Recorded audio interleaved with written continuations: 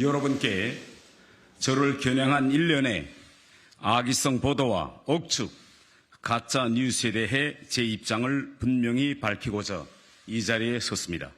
먼저 MBC를 통해 보도된 녹취록 유출건 관련입니다.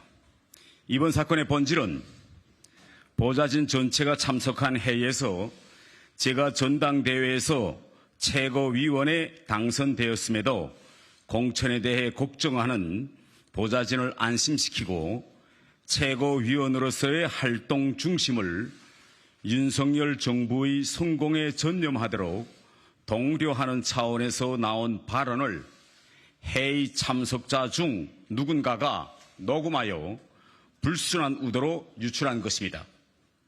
다시 한번 이진복 대통령실 정무수석관은 최고위원 발언 방향이나 공천에 대해 그 어떤 대화도 나누지 않았다는 점을 분명히 밝힙니다.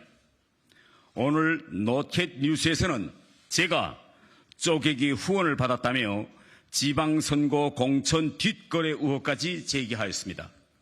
너무나도 황당하여 말이 나가지 않습니다.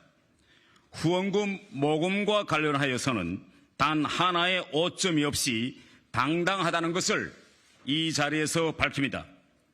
시구 의원들의 후원은 쪼개기에 해당하지도 않으며 시구 의원들이 언론에 자발적으로 후원한 것이라고 밝혔습니다. 특히 공천 헌금이라는 오해를 피하고자 저는 오히려 지난해 지방선거를 앞두고 예비 후보들이 낸 후원금을 반환하기도 하였습니다.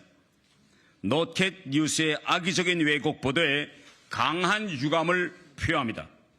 저는 태영호TV 유튜브 채널을 통해 다수 소액의 원칙에서 매해 1억 5천만 원의 후원금을 미달한 적이 없었고 수천 명의 후원자들은 제가 한 번도 본 적이 없는 전국에 계시는 소액 후원자들입니다.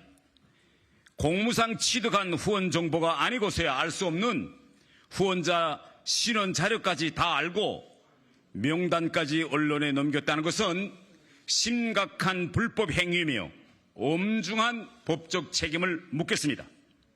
오늘 CBS 한판 승부에서도 지난달에만도 저의 의원실에서 비서관이 서너 명 바뀐 것으로 알고 있다는 등 너무나도 터무니없는 주장들을 거침없이 쏟아냈습니다.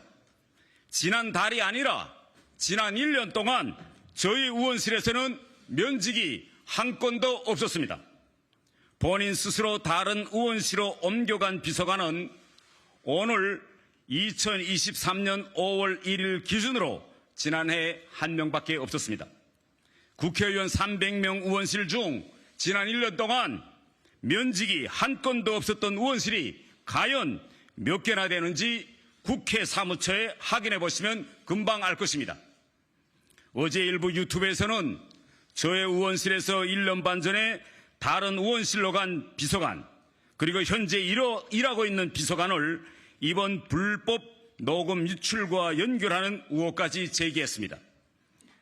의원실에 대한 음해와 비난, 억측, 가짜 뉴스에 대해서는 앞으로 법적 대응을 포함해 단호히 대응하겠습니다.